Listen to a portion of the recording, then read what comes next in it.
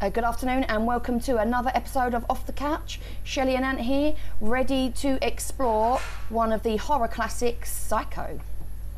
Let's get into it.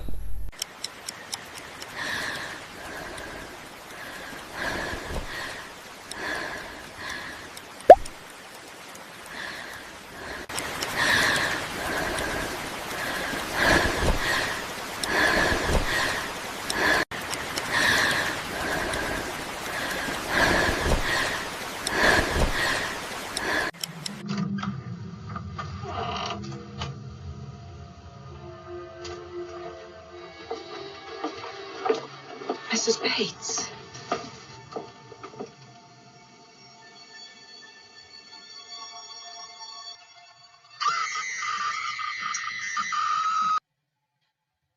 Only me. Thanks for watching. Hit that like and subscribe button if you can. And let's get back to the video. I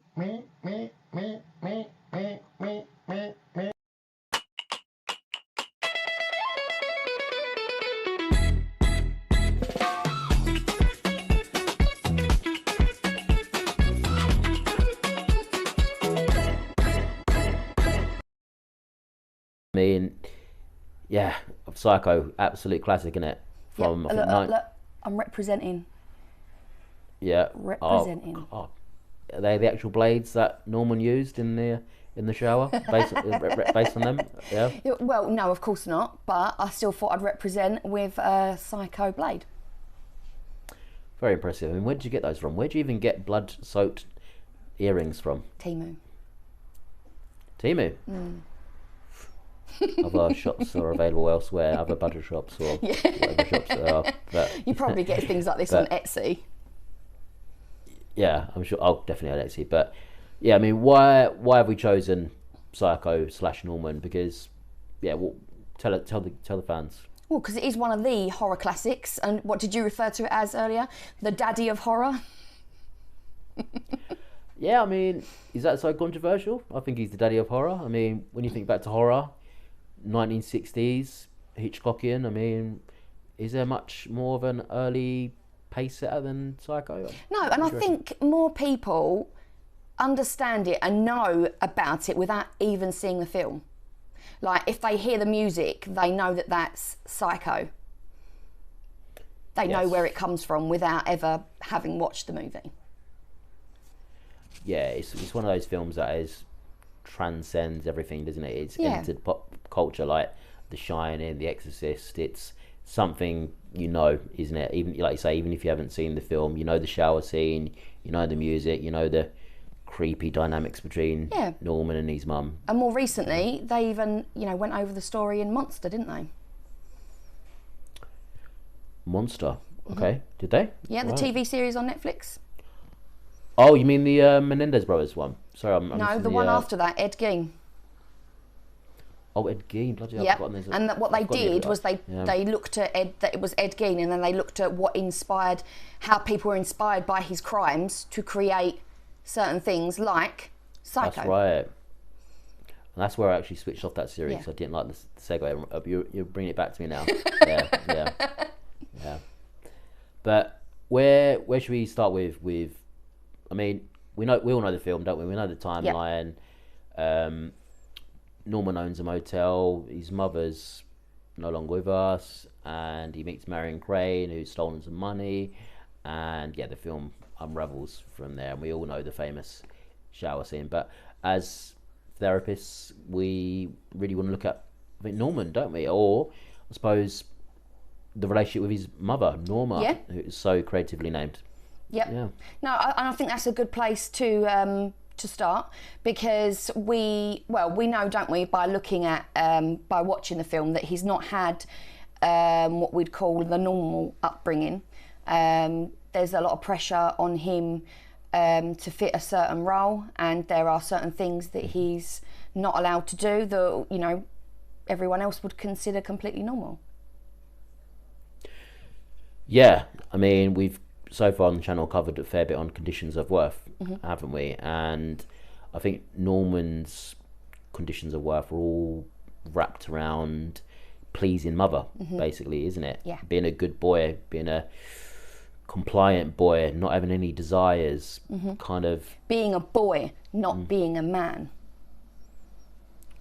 Yeah, and I think he's very childlike, isn't he? Very childlike in the film, and like the way he talks, and got triggered by Marion. I think he said a mother's a boy's best friend, for example, a real kind of crossover where his mind was at in that scene, and that actual place where he had that conversation with Marion was all the taxidermy around him, and I think that was a really solid metaphor about him trying to preserve his mother and trying to keep death alive in that present. Well, I guess if we think about it, if he's been kind of raised that pleasing mother is his whole life, then losing his mother, you can't imagine the kind of pain and conflict that would cause. Yeah, I mean, it's guilt as well, Yeah. isn't it? I mean, as we kind of know at the end of the film, the psychiatrist says that Norman poisoned his mother and her lover, and I think basically the guilt was so much that he kind of consumed her, didn't he? He took on her identity to keep her alive, and I think, as we see in our work, grief makes us do some funny things, especially when it comes to murder and your own mum. Yeah.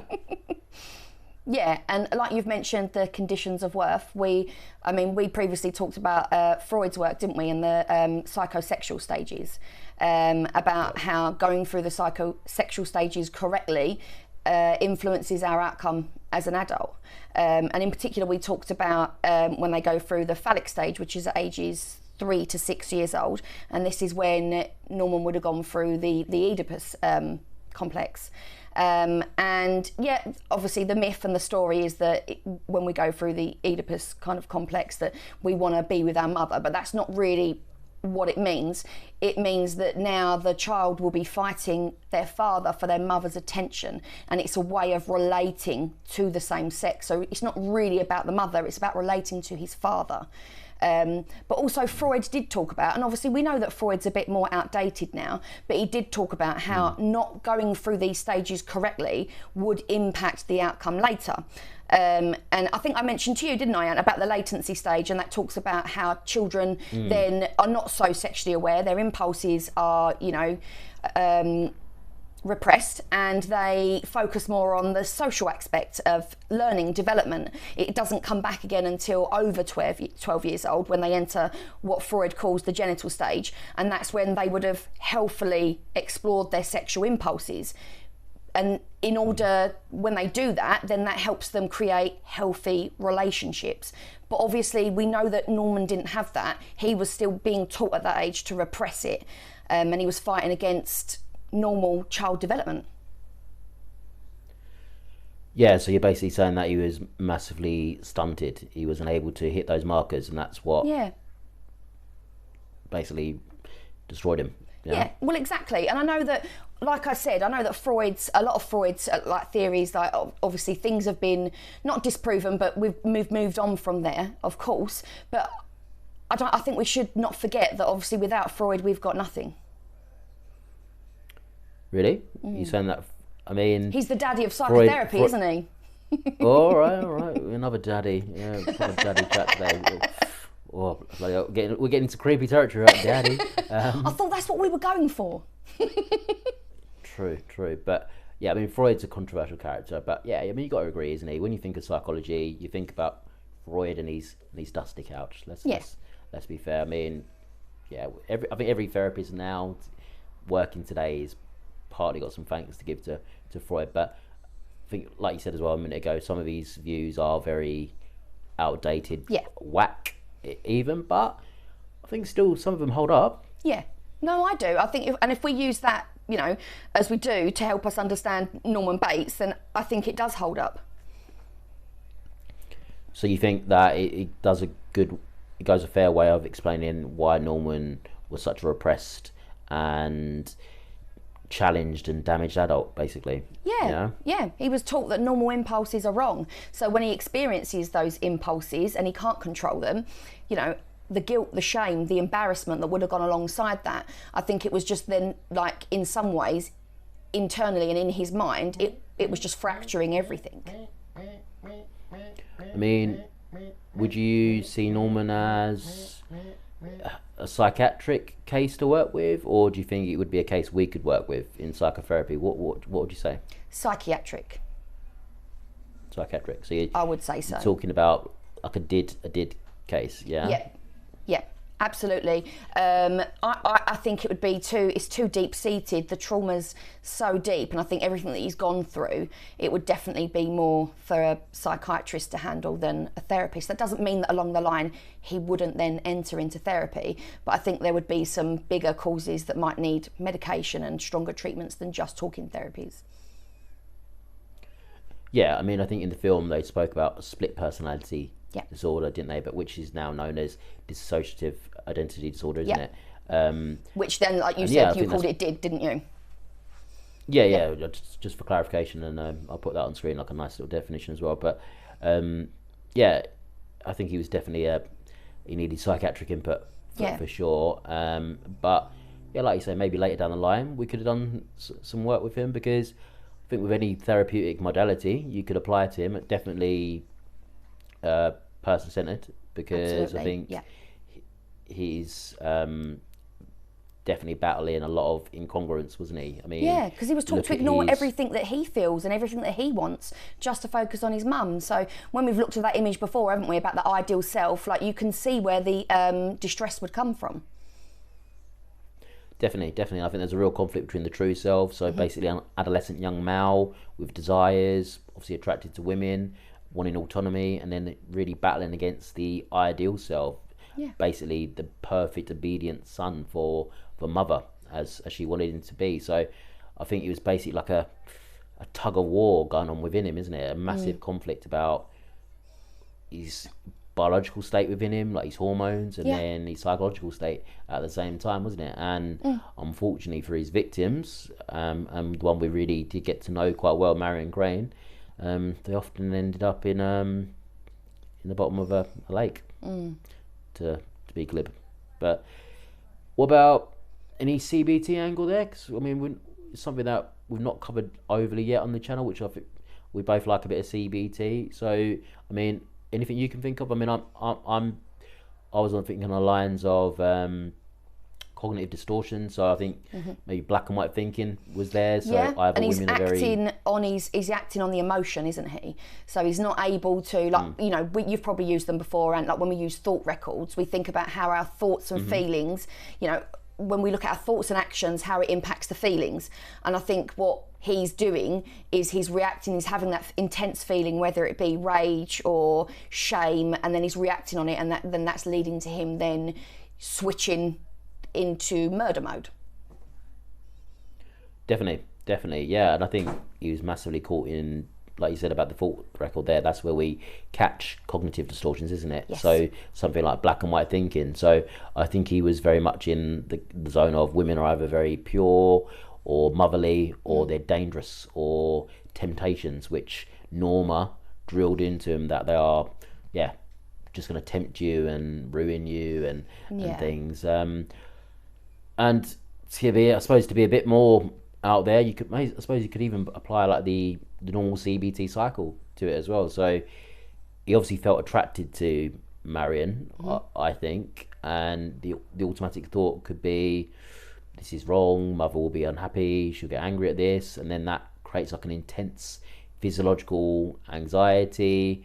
And then because he's got such bad emotional regulation skills, this could then lead to a misinterpreted thought, which then could lead to, unfortunately, him with his behavioural outbursts that we taking her saw out of the commonly. equation will get rid of those emotions, right?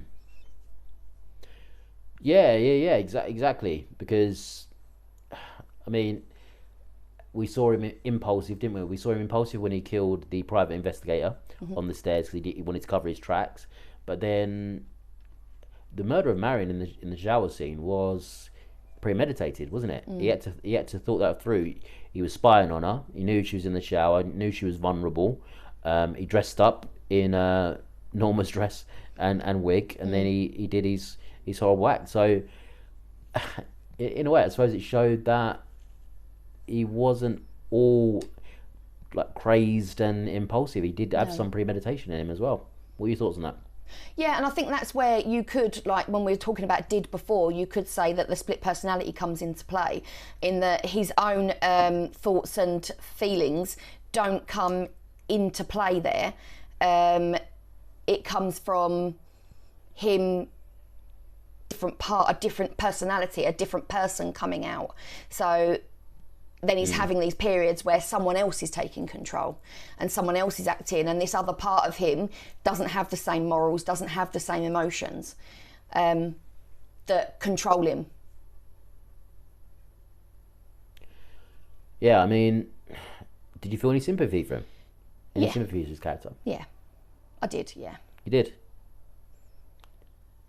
Is that as a mother, a therapist, or? Well, of course, as a mother, I can't imagine you parenting a child that way. And ultimately, it was like he needed a good parent.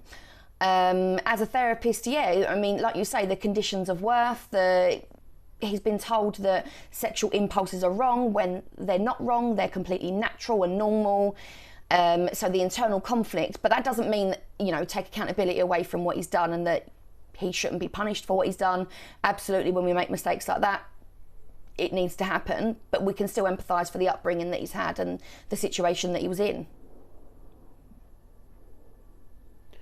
Yeah, I mean, I think we chatted about it a bit before we started recording, but the TV show Bates Motel, I think it did its best at trying to create some sort of backstory, which I think, yeah, it started off well, but lost its way a bit as well. And I think, unfortunately, Freddie Highmore was a bit of a contributor to that. I didn't find him very believable in the Norman Bates role, unfortunately. But yeah, I think he's a fascinating case and a character. And again, when you mentioned, it slipped my mind when you mentioned Monster, but I don't think they did the character too well either in that. But I think there's definitely scope in the future to do him again, because he is such a fascinating case. He is, yeah.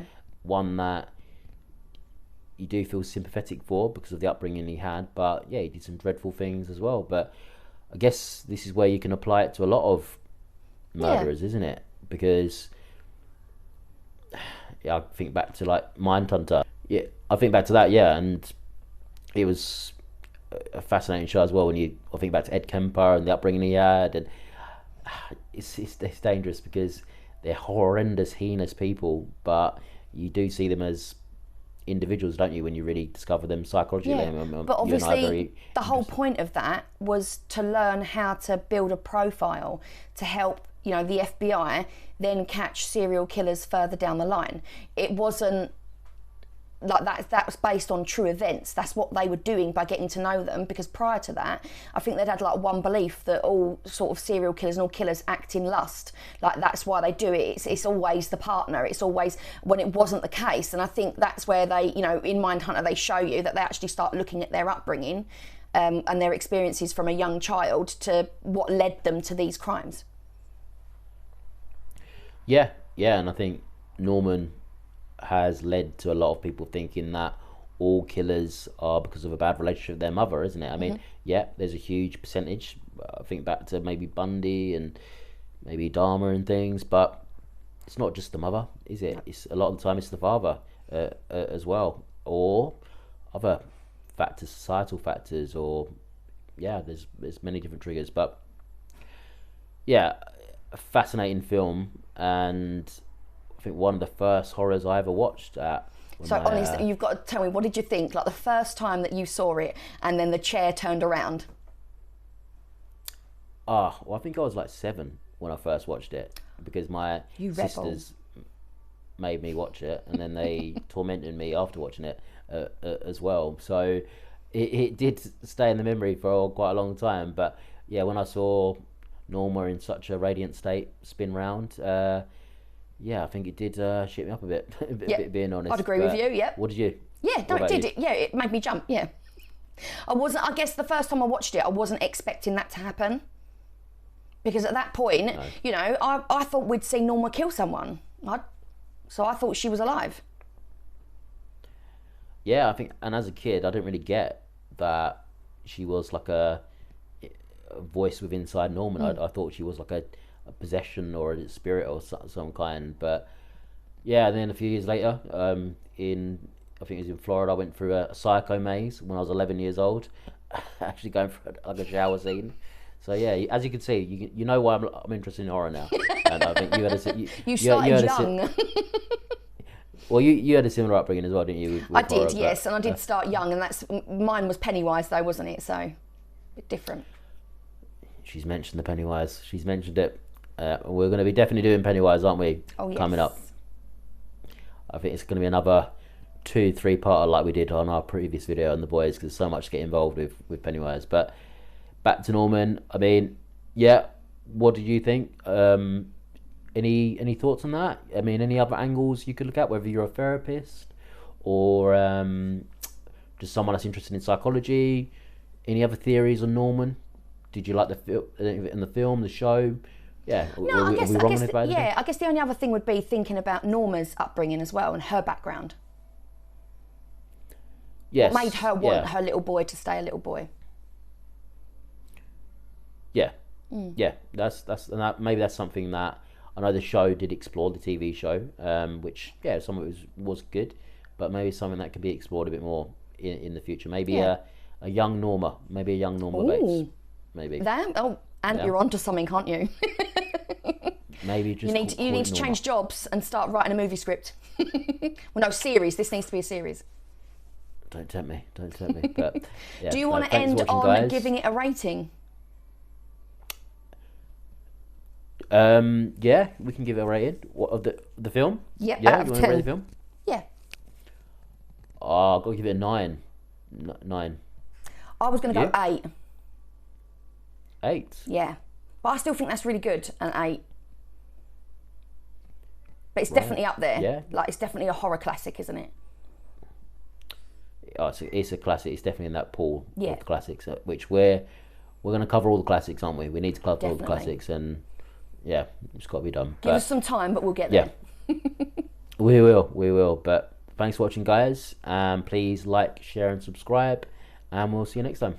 See you next time.